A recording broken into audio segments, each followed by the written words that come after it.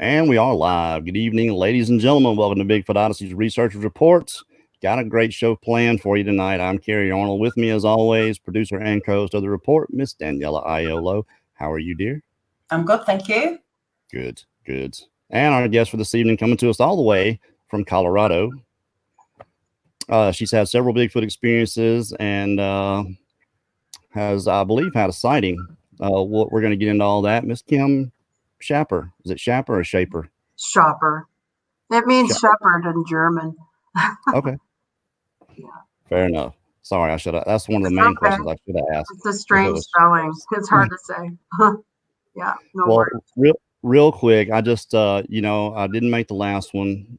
We had some tragedy in the family. Linda lost her baby sister, and I just want to let everybody know that we really appreciate all the thoughts and prayers and all the messages. Linda's in here now. She wanted me to make sure I let everybody know how much she appreciates that, and you guys don't have to go through there and say anything. She's listening. She may not make a message or anything on there. I don't know.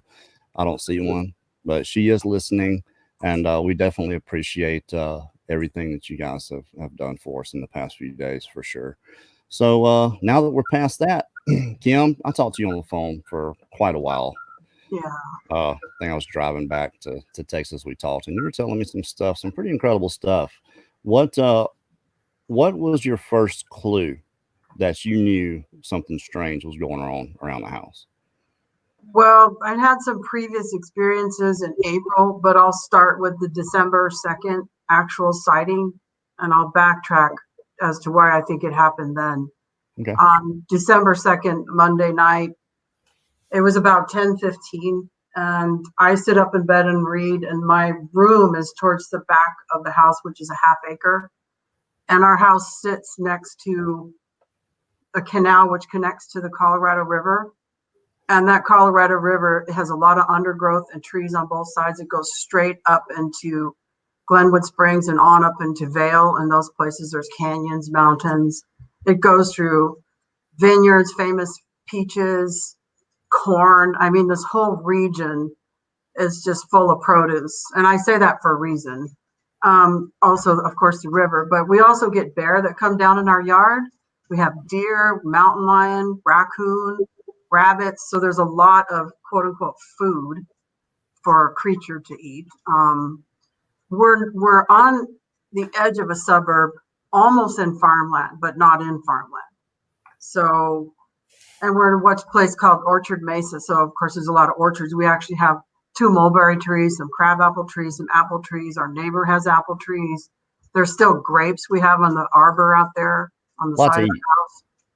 Yeah. So here we were, December 2nd. My husband gets up at 4 a.m. I mentioned that too for another reason you'll find out in a minute. But I'm sitting here, and my little dogs like to run out the door, and have a dog door that I close it at night because we had a guy try to break in the house some years back. So I have a 38 special loaded under my bed because this guy actually got in that room. We shoved him out. So I went, it's a pretty scary area. And so you would think it's a person out there. That's what I thought. So I took a gun class because my dad was Army, and I respect gun safety, and I have kids running around. I don't need loaded guns hanging around, but I have the gun there just because the guy had broke through. And other times there's been people walking in our backyard that have come in. We've heard them walking around the house. It's been about 3 years though since we've had anyone actually be in the yard. And that's when we had the gate unlocked. We're not lately, we've had it locked since that incident. So my dogs run out the door frequently, and there's a road back here, and it leads next to the canal down to the Colorado River. And they just got done building a brand new school. In December, there was a building there, but nobody was there yet. So the canal and the road, people go straight down to the river. There's bike paths, there's eagles down there. It's a really big wildlife area. They call it Eagle Rim. And so my dogs will go and bark because people walk by the fence to go down to the river. And there's some shady people down there too. So you don't really want to go down there at night. I've heard gunshots go off lots of times right up here in the suburbs. It's pretty crazy. We have meth heads in the neighborhood. So it could be any number of these things going on. And I'm only saying that because when my dogs started barking, I thought, oh great, is it another burglar? Is it a meth head? What's going on? And the way they bark is when someone's walking on the road, they'll chase the person. You can hear the sound going, like if a dog's barking far away, you can tell if they're running. This time they ran straight back, but they weren't running back and forth. They were barking in one area. So I knew, oh no, somebody's out there, or a cat. If it's a cat, it would have took off. So I just thought it's a raccoon. That's what I thought. If it were a bear, I doubt it because they're hibernating by then. Though I hear sometimes they don't, but they're hibernating about the third week of November here. This was December 2nd, so that's still pretty close. If it had been a bear, though, I think it would have just roared at them or took off. And whatever was there was still there because they were just barking like somebody was right there. And I could hear it. So I thought, oh no, it's a coon. We get these raccoons that are rabid. One time I drove up to the house. We were coming, it was dark in the RVs that are out here on this side. We saw this big black lab, so I thought, and it was running behind the RV, and it turned just as our headlights hit it. It was a raccoon. Like, my God, it was as big as a small lab. So I thought, okay, it's a coon. It's got to be, because nothing else made sense. A bear would take off, cat would take off. A person it could be, but why would they be stupid enough to stand there? I mean, I guess they could be. So I was just sitting there going, you guys, I don't need you barking, because poor John gets up at 4, and I was worried about him being kept up. So I kind of sat there annoyed, and they wouldn't stop barking. So I went, oh God, I got to go out there and get these dogs. This is so annoying. And I really was just mad because he's just exhausted all the time. So I get out the door and I start heading out, and I'm looking at him, and I sent you guys pictures of this shed, which I measured the next day. It's 8 feet tall, and it's all fenced off back there, completely fenced off for 2 years. Nobody goes back there with high grass. Mentioning that for a reason too. So the dogs can't get back there because the neighbor's fence is small enough they would be able to get through. So it's all blocked off, that whole section. So whatever they were barking at, they were facing the bottom. Here's the shed right in front of me. They were at the bottom right as I'm looking at it. And their faces are pointed down like somebody was standing right there. They're just staring down and just going crazy, like when they meet someone they don't like. And I'm like, oh my God. Is it a privacy fence?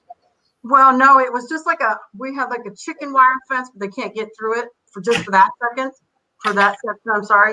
The rest of our fence is 8 feet tall wood on the back. And, okay. You can see through it. You can see through it. Okay. And it's because it's an old garden. We tried to do gardening, but that fell apart because we got so busy. I'm a teacher. John's a chef. The whole thing went to pot, and it's just been sitting back there. So they're barking back there, and I'm like, oh my God, it's a coon. It can't be anything else. I'm like, I don't want to go out there. I was scared I was going to get attacked. I mean, they're rabid, I heard how nasty they could be. I was just getting so annoyed. I really was. I'm like, oh my God, guys, stop. And so they just kept on, and I sort of stepped forward, and I just went with my teacher voice, get over here now, come on. And they just stopped. It was like, what? And they went, okay, and turned around, started trotting back at me. I thought, well, that was easy. What's that about? I thought for sure I was going to have to drag them away because they were so like frothing at the mouth. It's one of these, they're not going to listen to you at all. So it shocked me that they went, okay, and just came back to the house. And I opened the door and got them in there really quick. And I shut the door because I didn't want them coming back out through the dog door. And I'm just staring. And so they went in, and I went and I got the flashlight. We have this huge flashlight that when you point it back there, it's like daylight. Like you don't have to move it, and everything's lit up like sunlight.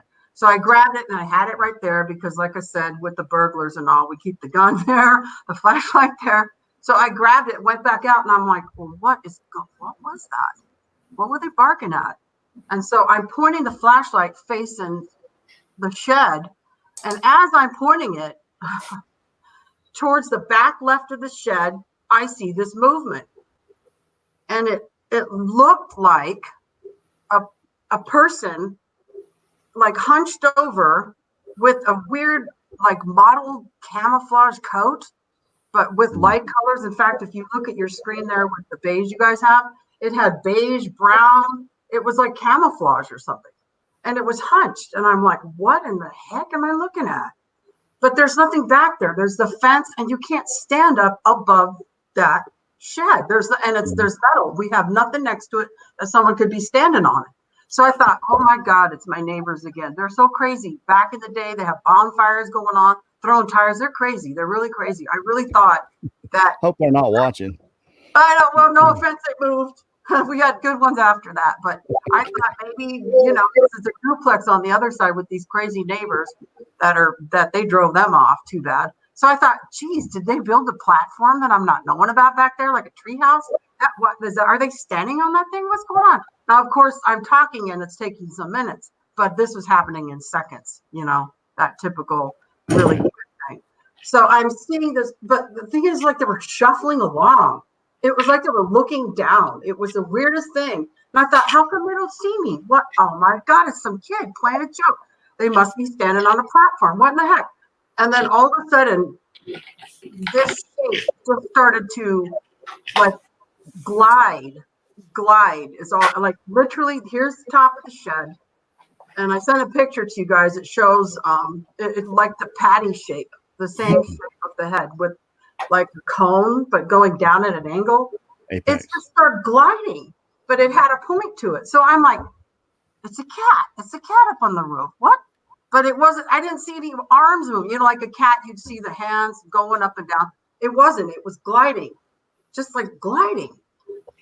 Very close. Oh my God, is that a raccoon? What? How the heck did it get up on the roof? What is going on here? I'm like, it's got to be a raccoon. But why is it shaped with this apex thing, right?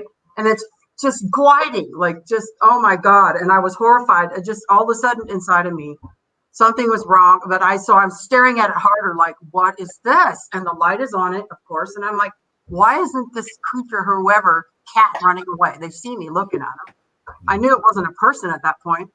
But then as it glided, and then all of a sudden I could tell in my mind, I knew what I was seeing. And I knew because it was behind the shed. I realized, oh my God, whatever this is not on the shed. Oh my God. And it floated and it stopped. And it was like the moment that I realized what I was seeing, it stopped. It was like it knew it stopped. It just stopped, and I could feel it staring at me. And then it just like turned to stone, like just so still that I was like, oh my God, what is that? Oh my God, this is a freaking Bigfoot. I can't believe that I'm seeing this. Is not happening. This is not happening. And the moment I did, I suddenly was hit with this feeling of, this is your fault. I mean, it was just this wave. I was afraid. I could feel my face falling or something, if that makes sense. Like the adrenaline of what hits you. Yeah. Just horrible realization of what I was seeing. And this guilt hit me like this wave. And I heard in my mind, and it could just be me. I'm not saying it's mine. I heard in my mind, this is your fault because you've been studying these. You know what they are. This is your fault. You brought this on yourself. And I was like, oh my God. And I just grabbed the door and ran into the house. And oh my God. I couldn't believe what was happening. I got up on my group because I'm in the BDRP group. I was starting to talk to Mike Ward over there in Australia. So, oh my God, you guys, this is what's happening. What do I do? I was shaking so bad. I didn't want to wake up John. I just went, he's not going to believe me. This is insane. But the thing is since that time, backtracking to why I think it would come to my house, because the other thought that came to me this is so absurd, as I realized what it was, and I said, this is my fault, or this is your fault, is what I was hearing. I thought of Scott Carpenter, like immediately in my head. I started going, oh my God, Scott's right. They follow you home. Mm-hmm. I mean, literally, I thought of that. I was just like, Scott's right, Scott's right. And when I got a hold of Mike, I was even saying that. I said, what are you talking about? We went camping in April, Easter weekend, coming up onto a year now, up in what's called DeBeck Canyon, which is right on the Colorado River. We went boondocking, which is way out there. You're not on a campsite. Our RV was parked next to a ravine, and we were with families in like a circle. Their RVs were over there farther. Ours was over by this ravine. And the first night we got there, we had all these little kids who were doing s'mores, a big bonfire way over to the side. My husband had gone to sleep in the RV because he was there up at 4:30 again. So right around 9, he goes, I'm going to go to sleep. So he goes to bed, and we're all over there in a bonfire. We're not crazy people. We're having some wine, but we're having fun, eating, s'mores, little kids, little twins, having fun over there. And all of a sudden, John, my husband, he comes to the door from way over there where the RV was. And he goes, Kim, get over here. Would you? I go over there and he never gets upset, ever. He never talks like that. So I thought, what is wrong? He's so nice. He never, like he was mad. He just sounded mad, scared mad. And I go over and I go, what? He goes, who's slamming into the RV? I don't appreciate this. What are you guys doing? Like, what? We're just all sitting over there. What do you mean? I said, was it the min pin? Was it the little dog running up because she jumps on the door? He goes, no, wasn't her. She weighs like 10 pounds. No, it was heavier than that. And I just had this creepy feeling in my stomach. And I went, just don't be paranoid. It's all right. But, I just had this feeling. So the next day, here we are. There's a ridge up there. And the whole family's going to go hiking. And they say, hey, take your time. We're not ready for an hour and a half. I said, all right. So I went, took a shower in the RV, and they were going to wait for me. I come out the shower, and it turns out they'd already left. I said, John, what happened? He goes, well, they had the little 3-year-old twins that got impatient, having tantrums, so they went on without you. Well, little did I know that when they went up on the ridge, they found a footprint, took a picture of it. I saw that 2 days later on Facebook that she posted it. I didn't know that at the time. So then here we were the second night, which was Saturday. And it was about 4:30 in the morning. All of a sudden, John was shaking me. Oh, my God, did you feel that? Did you feel that?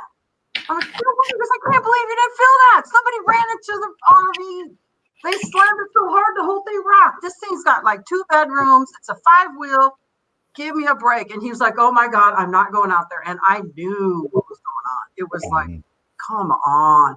And during the day when we were out hiking, we did go up and there were these caves with bones. And so I'm not saying that's anything Bigfoot, but maybe we were in their territory, in their little place with the food. I don't know. I heard that people that go out partying, so to speak, they don't like loud noises, at least according to some of the Native Americans. They say when you're out in the res and some of the kids go drink and party, they get bluff charged. Now, we weren't doing that, but how do I know? I don't know, because we had music blasting, my music over there from the RV and a big old speaker, just having a ball, really loud. So maybe they got pissed. I don't know. But I firmly believe, because my husband said this, he goes, stop thinking it's a psychic thing. Now, it could be woo. But he said, did you ever think about maybe they can smell you? We have dogs that can smell people in an avalanche and find bodies. We have dogs that can find an ounce of cocaine in a warehouse. Their scent is so strong. Why it wouldn't be past the realm of possibility with the Bigfoot to be able to smell, right? I think they tracked us home because the river. Me personally, I think it's a lot simpler than that. But, but we'll get into that. I mean, you could be right. I think there's a lot simpler explanation for it. I do want to ask you this. Yeah. So you were looking into this subject already.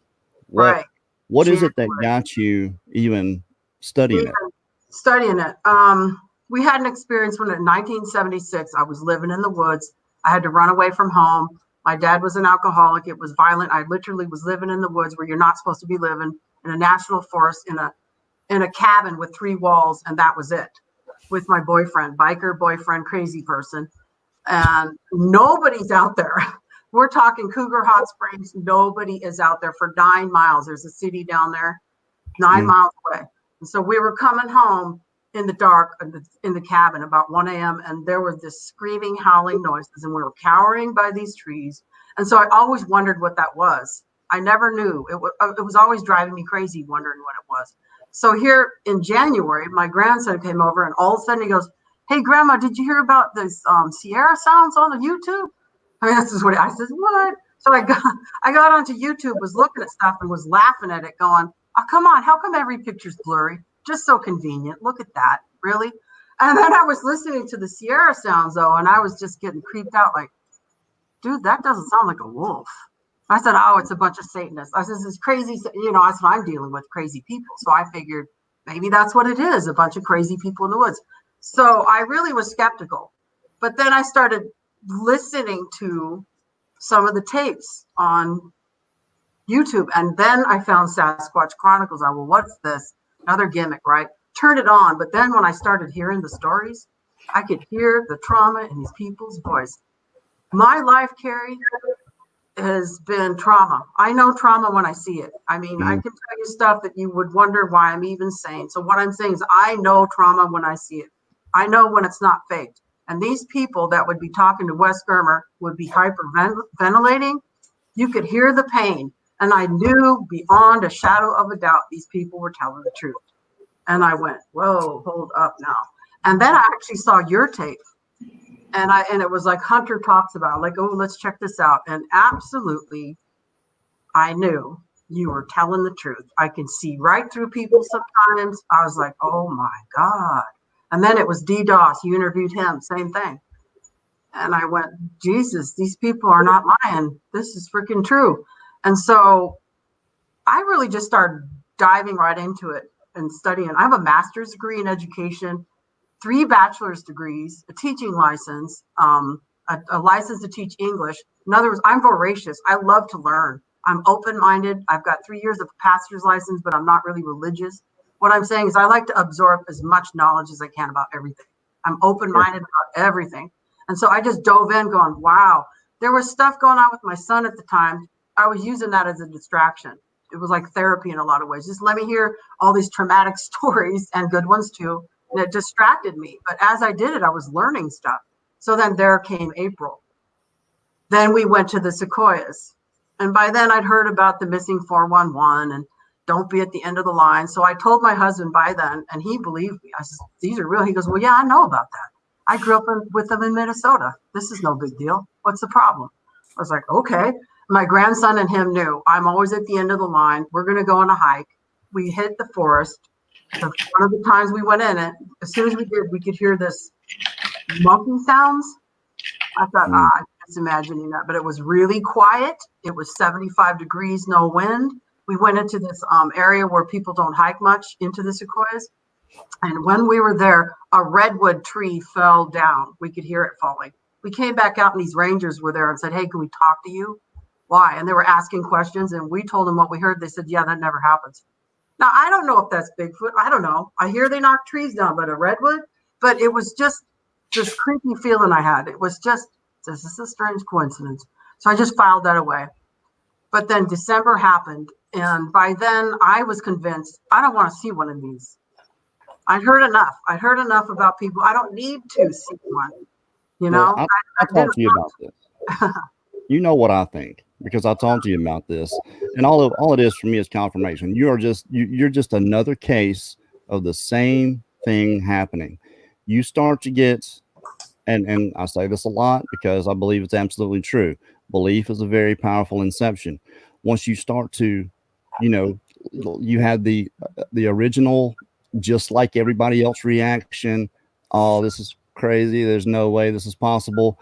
I don't think they followed you home. I think they've been watching you the whole time. You're in Colorado. You're, the mountains around there. These creatures are literally everywhere. yeah, So they were already watching you. Now this belief has crept in on you. You have to change. Subconsciously, consciously, you may not know that you're doing something different, but they're watching us. I believe, this is what I believe, that they watch us so closely that they know when something's up. It's like they know when you know. As soon as you know, that's when it starts happening. That's when they start slapping the house. That's when they start throwing the rocks.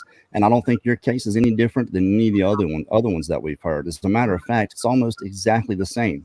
yeah. You I were agree with you blind because for all this time. we're And right by Utah. We're on the western side of the Rockies. Utah's right over here, 14 miles away from me. There's the northeast Utah where on the the Ute Reds, that's where they are really aggressive. Kelly Shaw got a hold of him. He listened to my story there, and he was coming down here looking at the canyons. They're all over this area. We have the Book Cliffs that he sees them in Utah. It comes right over here. It's like 2 miles from here, the Book Cliffs. We have the Alpine Meadows, and it's crazy the topography here that these creatures would be here. Period. I mean, it's just, and I heard they're right up here in the Grand Mesa, and all this corn and peaches and grapes and wildlife. There's plenty of food. right. And then the BFRO just listed another sighting where one was walking down inside the river. As you go up to Glenwood Springs, it's so beautiful. You go up and there's deer all over coming down to the riverbank. Well, there was a Bigfoot walking straight down in the middle of the river. So they're here, definitely. You know, and I believe what you're saying. I don't want to be thinking, oh, they're just coming after me. What the heck for? I mean, and it's They've like always been there. They've they've always been always been there. there. And you know what I'm starting to think too this week when I was talking to John? I said, you know, maybe not only because why is it some have negative experiences, some positive? I don't want to go down that road necessarily because I don't buy the idea that, oh, you deserved it, because that's not true. People are out, you didn't deserve what you got, Kerry. You didn't deserve to be terrorized. That's not what I'm saying. But I do think they have different personalities like human. If they have human DNA, which I know they do, because the genome project proves it, the mitochondrial DNA shows a female mother, and the nuclear is the father unknown.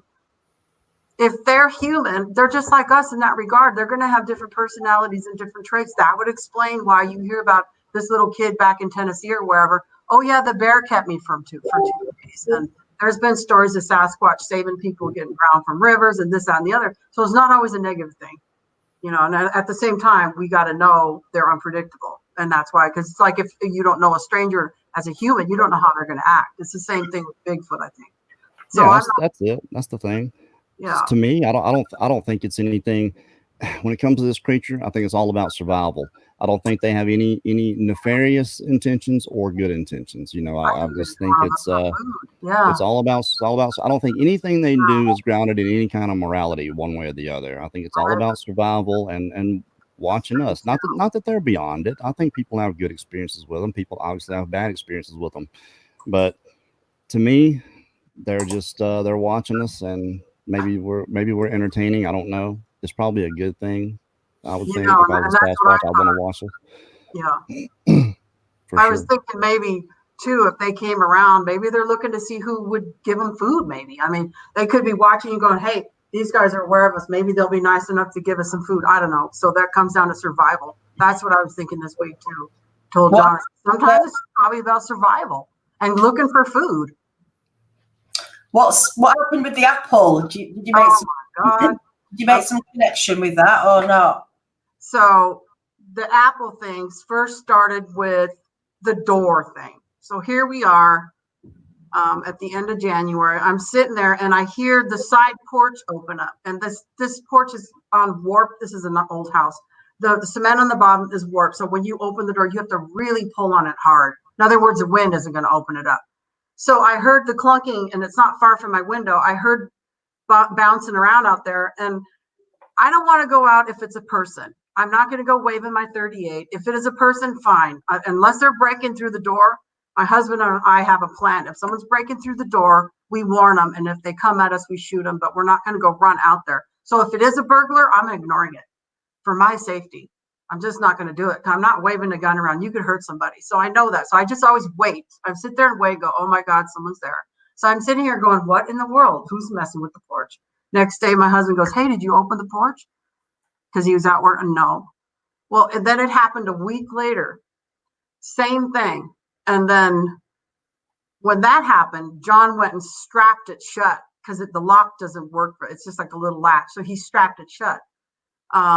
So then the third time it happened, I heard this clunking around and they couldn't open it, obviously.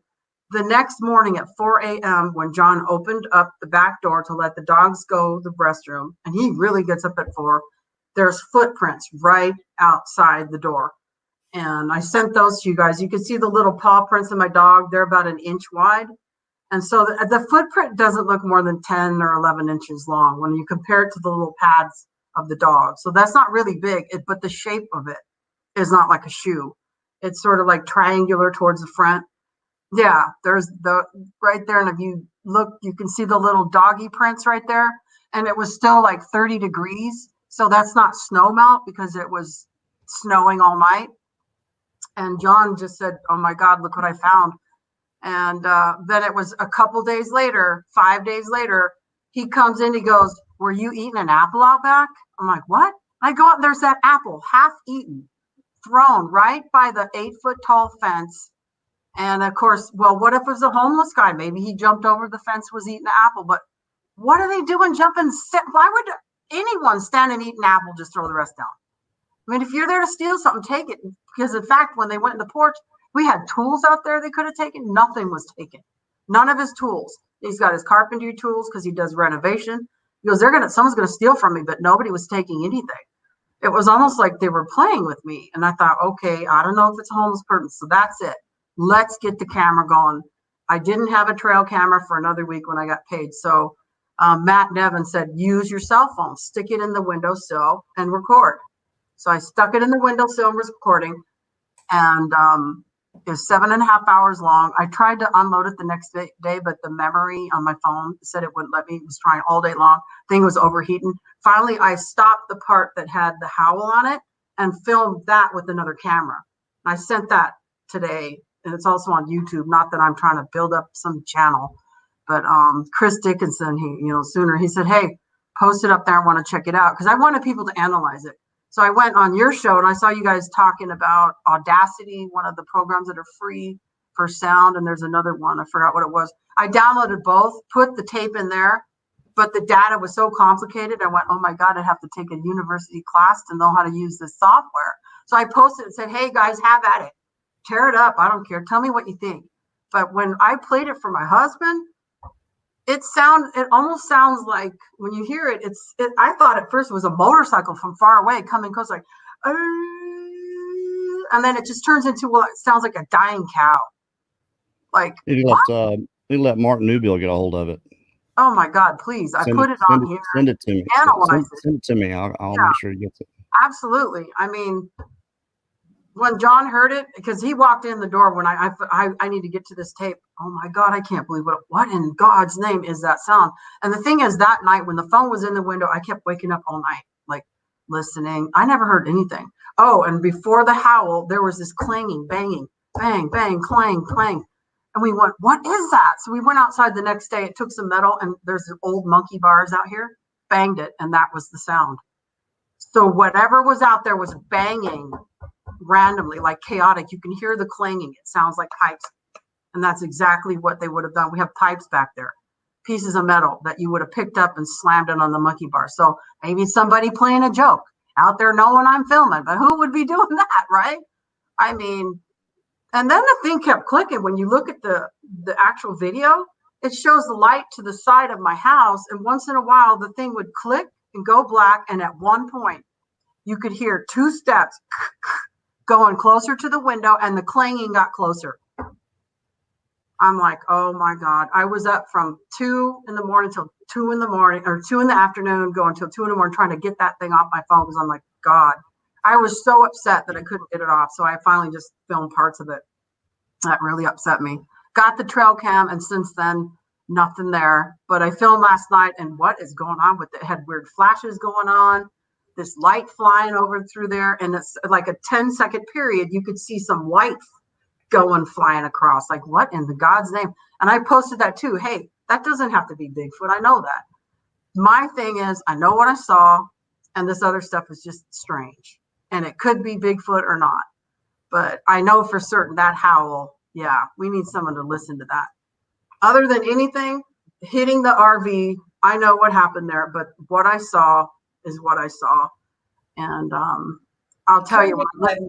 Yeah. Kind of reminded me a little bit of Galtros. You know that? Yes. That kind of right. Yeah. thing. Mm-hmm. Well, yeah.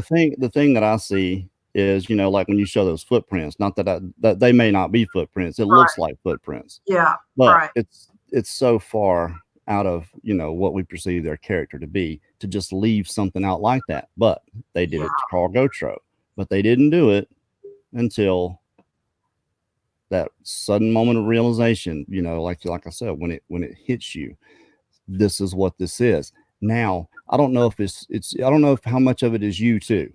Not you too, but you also, of you just noticing that things you didn't notice before because you're paying attention, even subconsciously. You get out of your car when you come in, you're looking around maybe more now, and maybe they're noticing that. But it's almost like the game is up. We don't have to hide that much anymore.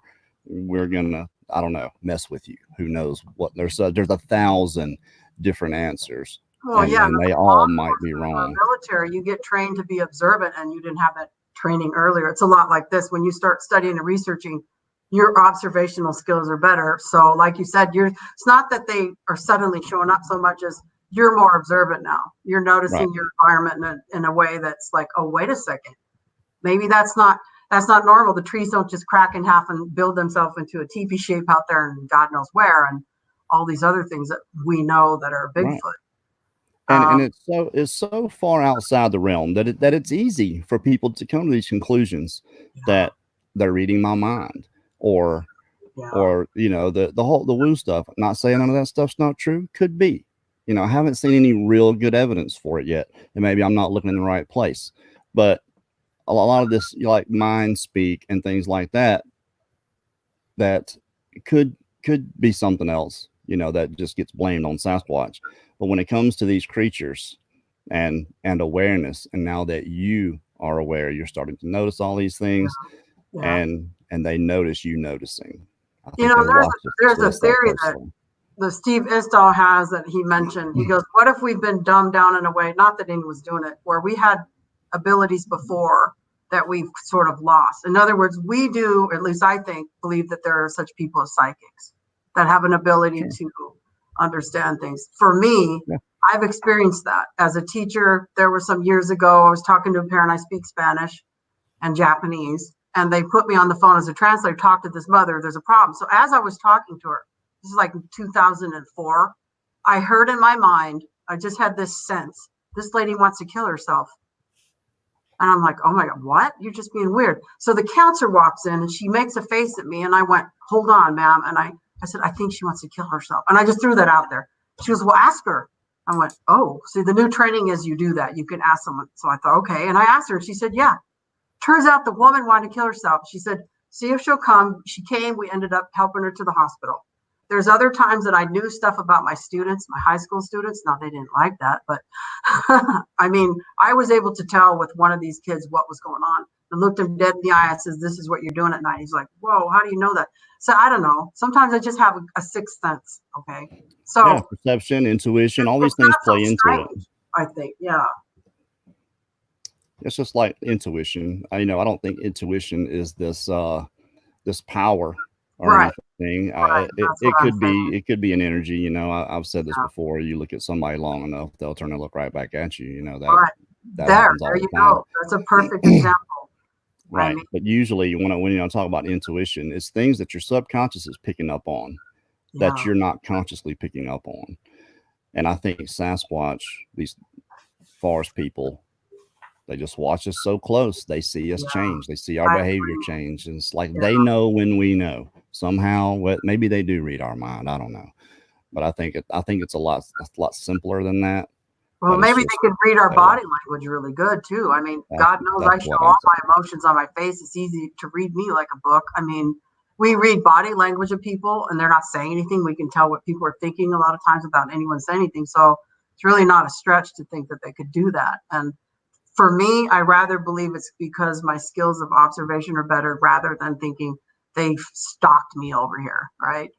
I mean, I just don't want to think that. That's just, I don't know. I mean, well, let's take a breath. Daniela's got some questions for you. I know. Let's take a breath. Let's get into some belief. Let's get into some what if on this. I mean, you've seen this creature. You know that these things are out there. You know they exist. So then there's no getting around. Let's get into some of what you think these creatures are. Before Daniela starts with her questions, I just want to remind everybody, y'all just keep cleaning the chat for us and be nice to each other.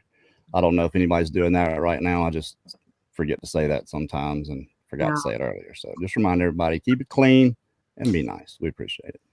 Well, what I think they are, and I've been studying the Native American legends that go back sometimes thousands of years to the Fremont Indians, Anasazi in this area, with the pictographs they have of big feet and creatures that look just like Bigfoot, plus their legends. I mean, they've been around for who knows how long. I really believe that's a given. Like, we know they're bipedal. That's a given. We can't say we know everything for sure. We can only guess. But at the same time, the Genome Project, I have a high respect for Scott Carpenter and their work that they did. I don't think it is disputed, but I believe it's accurate. And so I do think they're possibly a hybrid human. I don't know what the other half is. I don't have a clue. I know that when they were talking about the DNA studies, especially today, I was listening to Scott Carpenter's recent tape about them visiting his house. He's got such an influx of people coming to his show. He can't answer the email. So he got on there and put a video today and was talking about this, that in the DNA studies, they found a lot of mutations. So I was also reading last night about a Paiute woman here in 1800s in Utah, that she was quote unquote, and I know this is a family show, but she was supposedly kidnapped, raped by one of these creatures. She was able to get away. She gave birth to this baby who was covered with red hair. This is their legend. I'm not saying it's true, but what they described is this kid ended up having this really keen sense of hunting, all these sixth sense abilities that nobody had. I thought it was fascinating. Those kind of stories are woven though. And there's like 2,000 American Indian tribes in this country. 80%, or I think it's 90, have legends of these creatures. I don't think we can say no to that. I really don't. It's history to me. There's just too many similarities with tribes that didn't know each other. One end of the country to the other had the same descriptions. So I do think it's a hybrid human. Now, for a while there, I thought, geez, maybe they're messing with genetics. I know they are here in the country, but these creatures were there before this. The CRISPR thing going on, supposedly offshore in the Atlantic Ocean. They have scientists dinking around with genetics. Of course, the Chinese admitted, or is it the Japanese, that they've crossed ape DNA with a human. So people are messing around with this stuff. We know that. That's a given. And someone said, oh, I think Bigfoot was created by them, but we have them coming back later than that. That's what I'm saying. The Native American legends show them from way back. So I don't know. And I'm not into this thing about the Nephilim necessarily. I'm a Christian. I believe in studying original language. I find that fascinating, but I just think there's more to it than we can't just say, well, if it's not in the Bible or it isn't, one way or the other is true. We have to be open-minded about it. But I really am convinced at this point, at least, that it's a hybrid human more than just an ape. And if it were just an ape, the Native Americans would have had its head on a pole at some point. We don't know that they didn't. On every creature that's ever been, pretty much, right? They don't have a written history, so we don't know that they didn't have heads on poles at some point. That's very true. Yeah. So let's come back to where you're at now. Do you know if anybody else in your area has had any sightings around there? Did you say you're kind of a bit isolated up there? I'm really isolated. I put it out there. I got a hold of Kelly Shaw. I got a hold of Connor over there. He's some Colorado Sasquatch. I don't know which. And he took my report.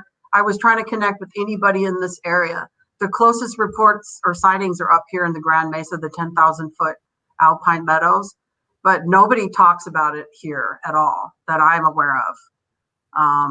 And that's on the BFRO website, the local, there's a guy that does the reports. I contacted them. They say it takes 6 months to go through. I wanted to hear if they had anything to share on their end, but nobody talks about it here. Other than my husband, thank God. I don't know what I'd do without him, to be honest with you. I know what I saw. I don't need people to be convinced. And I know people might think I'm lying. It doesn't matter to me. It really doesn't. It would matter to me if he thought I was lying, though. I've been with him almost 40 years in June, but because of him, and he knows what's going on just as much as me, I'm able to get through this. But it is isolating, I think. Just to say nothing of what goes on in the Bigfoot community with the attacks back and forth. And you just got, like you said, Kerry, you got to have a thick skin. If you saw something, there it is. You can't argue with that. That can't be taken away no matter what. You're not going to convince everybody all the time of anything. It's just not going to happen in life. Not everyone's going to like you. Yeah. Well, tell me that. You experience these things. It's very hard to, explain to some people. But it doesn't mean that you haven't had the experience. And sometimes the harder it is to explain is because you can't explain. You can't explain it. And so, So what have you done now to? Did you put any lights up? Were you going to get some lights? Oh yeah, we had lights during this whole thing. John had just put in porch lights. There's 4 of them. They're really bright on both sides. But I'll tell you, since I filmed with my cell phone and I got that howl sound, nothing has been happening. Nothing. No clanking, no banging, nothing on the trail cams other than flying around lights. But that could be some technical thing. I'm not claiming it's Bigfoot or orbs or kind of weird stuff. I don't know. But since that night, it stopped. It almost feels like maybe they saw the camera because it was light. You could see the thing lit up in the window. If they're out there, they're going to see that thing. And they always say when they see them, they're able to either avoid them or whatever. I feel like they got irritated and just blew me off. Hey, that's fine with me. I don't know. I just don't know. I know that's what some people say. I know Carl says, and Carl Gotro, in his experiences, the lights haven't affected them over there at all. You know, they still come around anyway, and cameras don't stop them. You have quite a high wall around your property as well, don't you? Yeah, it's a pretty high fence, and there's no cows, by the way, for 2 miles. You got to go down the river, over the bridge, way over on this other side of town to get to the nearest cows. I mentioned that because if we did have cows, I'd say, well, it's the neighbor's cow. It sounded like a dying cow. I do remember listening to it and thinking it's like a cow or something mooing or kind of a howling cow. So a howling cow. Yeah, that's exactly what it's like. So do you know anything? Can make some strange noises. Yeah. I've heard them mimic. Well, and there again, if we look at parrots and stuff, they can mimic a human voice and sound just like them. We forget that when we think of animals. Animals themselves have some real fantastic abilities. And then we kind of freak out when we hear a Bigfoot could. Really, doesn't make sense. No. If the dog can smell someone, like I said, in an avalanche, they have dogs that save them here. They can smell a person under the avalanche, buried alive, and find that body for you. They're amazing creatures. Parrots that can mimic a voice and they sound just like human. So, and that's what we've heard that Bigfoot can do. They mimic stuff all the time, at least according to Sierra Sounds. And I highly respect Ron Moorhead's work. They're legit. Those tapes were analyzed and found not to be human voices or any kind of creature we know, because at different levels of octaves and that humans can't do. So who knows? Oh, I know at some point that I had them mimicking things around me. I know. And who knows what other stuff they mimicked that I didn't recognize or notice. Pigs, right? You heard pigs and voices? No. I mean, I would hear people talking all the time. That's what made me suspicious already, that somebody was out there sometimes, either not really messing with me, but just being out there when they shouldn't be, like walking down the road or whatever, because it would be kind of close. But no, I heard owls one night for sure, and a fox yip that I would swear was somebody. I thought it was somebody so much to the point where I yelled at it and said, I know that's you, because only one person knew where I was, and I thought it was him trying to mess with me. I mean, it was literally who, you know, it was a voice. It sounded like a guy making a voice of absolutely. It sounds like a owl. It sounds like a fake owl. So I yelled at it. I don't remember exactly what I said, but it was something to the effect of, I know that's you. You might as well come on out. I mean, it never came out. So, I mean, I'm not positive what I thought after that. It was a long time ago, but I remembered that specifically. I would hear all kind of weird things. Well, last night when I was reading, once again, I've got this great book by Leon Fowler, and I have it right here. This man's work is incredible. He took all the legends that were there. He took articles from the same time period, and a lot of the Native Americans say what we're saying in their legends. And one of them I read last night was specifically they would hear babies crying and people talking. And this was Native Americans describing the traits of these creatures. And I read that last night. I was highlighting everything, just going, wow. It's good confirmation, because in a lot of ways, this is isolating. I'm lucky that I didn't have to go through what you had to go through, Kerry. I mean, I just highly respect you, and I appreciate that you let me on here, and I haven't had to suffer like that. In other words, as soon as I saw this, I had people that I could lean on. I can't imagine what it would be like to go through this for years and not be able to have anyone to talk to and process it. But so this book is like a comfort to me, reading the Native American legends, because the other thing I discovered is some of them up the Salish Indians were saying, and this is, I quote, that there was some they thought had a hunchback and they would shuffle along looking for food. That was the first thing I noticed when I saw the movement, was this weird, is that a person in a coat? And they were shuffling like an old person looking down. That was the sensation I have. And that is exactly what I read word for word for these Native Americans over by Washington, not far from Mount St. Helens. And they thought, oh, it was a basket on their back. And they went, no, it turns out the thing was always hunched over looking for food. So they describe it like a hunchback. I've got a question. Yeah. A question for you, Kim, from Hiker Dave. Kim, did you feel any fear? Did you feel, any fear with your encounter?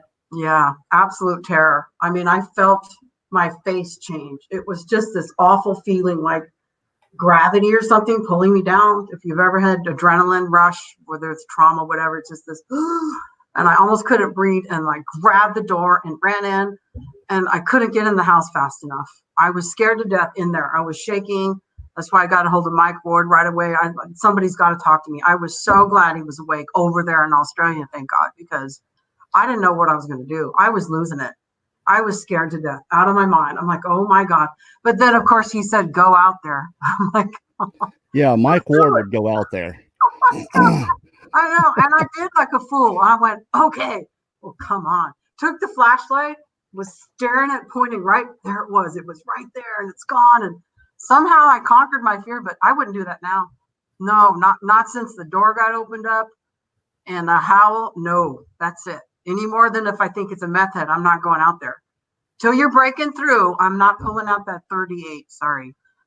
It's just smart. Well, there's too many uncertainties. You don't know what their intentions are. I mean, it's a lot easier for a lot of guys. I mean, there's a lot of ladies that go out and look for these creatures, but I think it's a lot easier for guys because I think it's a different type of experience for them. I think for some reason, women always tend to have a different experience with these creatures, and I don't know. That's what I heard. I don't even want to guess why. It could be so many things that are just not good. And that's what's going down there by the four corners with that one guy's habituation is pretty bad. It's when his woman's alone that they come. Yeah, there's so many things that you hear, and we've got about 10 minutes left. We are going to take questions from the chat. So if you guys don't mind, if you got any questions for Kim, put them all in caps for us, please. Makes it a lot easier for us to find. And another thing I wanted to mention, we don't intentionally skip people's questions. I think they come up here on StreamYard a little bit different than they do on the YouTube thing. Right. And we just some of them we miss. We do like for it to be in the vein of what we're talking about. Absolutely. And the other thing is if they ask too early, they just disappear off the screen. Right. So, oh yeah. Unless I'm on there, you guys have probably seen me, and I'll rewrite it 10 times under Mina Sparrow. You're like, oh, there's Mina. I'm like, yeah, I feel like I'm spamming you guys. I apologize. But I know they're probably whipping by, and I'll print it again for you so that you could see it. But in fact, I questioned Scott Carpenter when he was on here and said, hey, I had, this experience. Did they follow you home? It was nice that he responded. It helped me calm down a little. Yeah. It just helps talking about it. We like Scotty. He's good. We got to get him back on here soon. Yeah. You got any, Danielle? Yeah, I got one from Thomas Jaros. Do they leave gifts? I mean, I think they would. The apple was kind of a gift, but I went out after that. Me and John, my husband, we put the 5 rocks out there, had these pretty little rocks. I heard how Scott Carpenter will do that. And he'll come and he'll have 10 rocks and they'll come and they'll see it's 3 in 1. So we've done that a few nights, nothing happened. John put an apple out there, stuck it up on a pole. They're not touching any of that stuff though. None of it. I'm sitting there going, but wait, are you sure you want to be messing around here and doing this though? So I don't know. There's a part of me that feels like I'll have control over it. That's ridiculous though. I mean, I don't know. Maybe that's why people become researchers. You want to, I don't know. It's a weird psychological thing. It's almost like I want to get further into studying it because it's frustrating not knowing what they are. I don't do well with not knowing stuff. And it's so hard to find out. Yeah. Dog Man. What about Dog Man? That's not NOTTM Yankee. Not here, I haven't. And even with the BFRO and the sightings they have here and Kelly Shaw stuff, no, it's always just Bigfoot. Most of them are not aggressive unless they're way up there in the res in Northeast Utah. So they're just Sasquatch who stare and walk off. They're pretty much non-aggressive in this area, seemingly. But I don't know about Long's Peak on the other side of the Rocky Mountains. It's a different story over there. But over here, they seem to be peaceful. At least they haven't attacked my dogs or anybody else that Kelly Shaw and them know about in this area. I think that whole peaceful or not peaceful thing is subjective. I don't think you can pin that down to an area. I think you're going to find them either way. They're just minding their own business more than peaceful. What we take as peaceful, they're just leaving us alone, right? Could be just that simple. Yeah. Scottish Wild Man. Did you get the smell aside? Have you smelled anything? No, not at all. I'm like, where's the smell? And I guess not everybody does. I didn't. Well, It a was gal pretty told me I cool was over time, lying because I didn't smell anything. Yeah, I mean, That's another one. But you said dog man. When you mentioned the whole genetic thing, that's what I think of when I hear dog man, because that just doesn't seem like a natural thing. You no, talk about somebody messing around with genetics and something that just came around that's relatively brand new. As far as I'm concerned, dog man's, last 100 years maybe. yeah, because if that far back. they're not in the native legends. Notice there were like Anubis and Egypt, but there really isn't any woven stories in the Native American legends. They only talk about Sasquatch. They don't have any dogman creatures that they just talk about in their legends. So yeah, Kelly Shaw would be a good guest. Well, I've talked to Kelly. We were gonna do an Odyssey with Kelly. Yeah. It's so hard to get our schedules together. But yeah, we could get him on the live show for sure. I'll ask him. So. Yeah.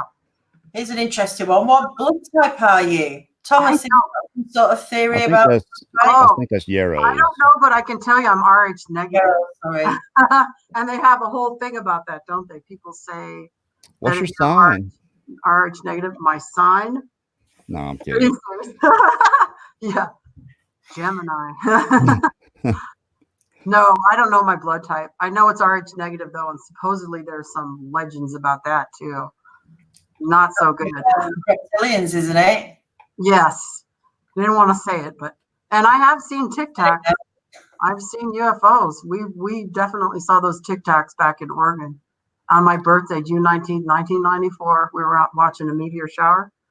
And we're like, hey, look at that star. Isn't that pretty? And then all of a sudden it was going diagonal, shooting all over the place. More than one. And the whole city was out there watching this. And after that, we moved here, same thing. I haven't seen any since, though. But okay. Here's a good one. Western Plains. What does your family think of you being into Bigfoot? You experience some rejection? Well, let's put it this way. I hinted at it to my son-in-law the other day because he's got a really good camera. And says, hey, Eric, this is what's going on in the trail cam. There was this weird howl. And he goes, yeah. I says, maybe it's Bigfoot. And he just laughed at me. He's not having it at all. But my husband, boom, he's like, oh, yeah. The day that I saw it and the next morning when John came home, he knew I wasn't lying. I mean, he's right there, thank God, with me. And so is my grandson. My other son, he's amazing. He worships the ground I walk in. If I tell him it's so, he'll believe me. But the rest of my family, no. There's no way. They don't want to believe you. They don't want to. That's the main thing that I think. People just don't want to believe there could be something like that out there. Keeps them going back in the woods. They don't want to think something's out there. Trust me. That's like their heaven out there. Keeps them going back, guilt-free or fear-free. Anyway. Yeah, absolutely. I'm sorry. I'm over here doing Daniela's job. I apologize. No, it's fine. No, I'm apologizing to Daniela for going through the questions over here because we both have the same controls. Not everybody knows this. Usually it's just one person when you have StreamYard, but we both log in on Bigfoot Odyssey. So I have control. I got the same control she does, and I know I aggravate the hell out of her. Sorry, kids. That's okay. Yes, we have a good time. We got a couple of minutes left. Let's take one more, and then we'll do some announcements here. Treva, Kim, have you or your husband experienced sleep paralysis, recent or in the past? No, but I've had a few visions where they're like 3D. I had one about an alien not long ago that was like so real. To this day, I can see it. It was just, I mean, what is it with some people? They're like a magnet for this stuff, right? I dealt with a haunted house, an angel situation, Tic Tacs, Bigfoot. Thank God nothing's happening like that now other than the Apple. Things have calmed down. I really don't want any of this, but maybe it's observant people. It probably happens around everybody. Yeah, I think people just take the blinders off. You take your blinders off, and here's all this stuff that you weren't noticing before. Yeah, Let's do one more. This is from Brandon Shoma. Have your dogs been acting differently since your sighting or interactions? I mean, yeah, they'll want to go outside, and it's like Carl Gotro's dog, the one that is like friendly now. It'll walk up and wag its tail. They'll go out and they'll be wagging their tail, and it's like they're looking at something. I'm like, what is the deal? They don't bark as much as they were. Let me tell you something about that dog. This is what happened when we went down there. The Carl Gotro's dog was doing the friendly thing before. When I walked around that fence and I went between the neighbor's house, I was 20 yards away from that fence, and that dog lit up. That dog would have ate me alive. Right. And I was just in the backyard, you know, petting the thing. But when I was on the other side of that fence, she wanted me for sure. So maybe they have developed a friendship. So I didn't mean to interrupt you there. But. Oh, no, that makes sense because they don't know you. So they're going to bark like normal. But if they get used to these creatures who aren't hurting them, it's like a friend to them or something. We don't know what's going on with that. But that's right. They've been calmer and they go out a lot and that's it pretty much. They're not scared. That's for sure. Not acting scared. Well, Kim, we appreciate you coming on. There's a few things I want to just let everybody know right quick. We do have the expeditions coming up. It is 2 weeks away and we're on our way down there. We lost a few people. Hopefully we're going to be picking up a few. I asked Hiker Dave if he would join us, and he's working on it. He really wants to do that, and I think he would be really good for the film to come down and do this with us. Mark and Kerry A to Z. We just put out a new show today. Mark's editing it right now. It's probably uploading. It should be for those of you that are on our A to Z Patreon. You got a new one coming up. It's a lot about Bigfoot and the expedition. And I really want to thank everybody for all your well wishes and prayers.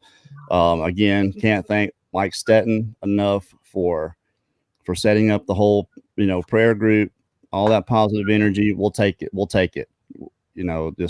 It's going to be a dangerous thing that we're going to be doing, especially at night. And like I said, thank you so much, Mike, for what you're doing, for just organizing this and getting it set up. Really a great thing that you've done there. But all equipment, we've got equipment coming in. Every time a piece of equipment comes in, I get a little more nervous. Yeah, more real. I'm not looking at it in a book anymore. Like with the drone, the thermal drone came in, and that was a hard hitter. When I saw it, I was like, oh, it's here. This is happening. So yeah, a ton of stuff. But we've got hopefully Bill Tucker from Squatch Team is going to join us. Hiker Dave, any Bigfoot, hopefully he'll join us. If those two guys don't join us, there's still 10 of us collectively together. Brandon Shoma is going to be coming in a couple days late, but he is going to be there. He's booked his flight. He's flying all the way from Hawaii. Wow. And so thanks everybody. It's going to be good. You guys out there for 2 weeks, or we're going to start filming Friday, 2 weeks from Friday. So essentially. And how long are you going to be on the field? I mean, for 2 weeks straight that you guys are going to be out there, or 1 week? We're going to be out there for about 8 days, but we're filming for 168 hours, which is 1 week, nonstop. We're going to film continuously. They're going to be different groups of guys going out constantly. We're just going to trade out and keep going. So we're going to get something because we're going where they are. We're going into their living room. Yeah. We got all our permits. Yeah. Oh yeah. I asked Eric Meckling, also from Ohio Valley Sasquatch, if he would go. It's last minute, spur of the moment, but we lost DDoS. No. That was a big hit. Yeah, we lost Dan and Levi Christensen. That was a big hit. We lost Cam Buckner from Dixie Cryptid. He couldn't. Things come up. It's a lot to ask anybody to do here. It really is, to give up a week of their life and put themselves to the hazard the way that we're going to be doing it. So it's a lot to ask. But Kim, thank you so much. Let's see, the only Hawaiian that will do live bait. I told him, I said, you're going to show up 2 days late. It's probably going to be like the Donner Party. There's one of us left and somebody gnawing on a bone. One of us has turned wild. I'll be praying the whole time you're there. That's why how long you be there. We are going to be having live segments every night. Daniela's going to be on the channel every night. We're going to pick a time that's going to be good. We'll set all that up to go live. We'll probably do 10 or 15 minutes, but she's going to keep the discussion going there every night. We're going to be down there and we're going to have some little tidbit, hopefully, to give you guys every night. But that's coming up this Saturday. We've got the She Squatchers, 7:00 p.m. Central. The She Squatchers. Go check them out on YouTube, right? They have a YouTube channel? Yeah, I've got a YouTube channel, yeah. I've put a link in the chat a couple of times tonight. So okay, yeah, I saw that. That's why I didn't have to ask you who we had coming on, because I saw that and I remembered you saying we got the She Squatchers at 7:00 p.m. Central this Saturday. Go and subscribe to Hidden Existence on YouTube. That's Daniela's channel. She got her 1,000 subscribers. We're so proud of you, but that doesn't mean you can't go. Don't need to go and subscribe. You just need to go and check out. She's got a lot of good shows on there. Check Mark and I out on Patreon. Got a link in the description down there for Mark and Kerry A to Z. And we just recorded a new show today. I think you guys are going to really enjoy that. And at 9 p.m. Central, see, I remembered. Paranormal Portal. That's every night, 9 Central, 7 Pacific. Our good friends Brent and Don over at Paranormal Portal have a great show. The 2-hour show tonight. And I don't think I'm going to make it over there tonight because I'm an old man. I go to bed early since I've been waking up at 4 o'clock in the morning. So I may try to. But thanks again, Kim, for coming on. God bless you guys. Yeah. Whenever you have anything happen, go on, let us know. I will let you know. I hope that happens. Let's put it that way. But we'll get you back on here and you can get that information out. But thanks for joining us, Daniela. Great show as always. Y'all take care. Good night, everybody. Good night.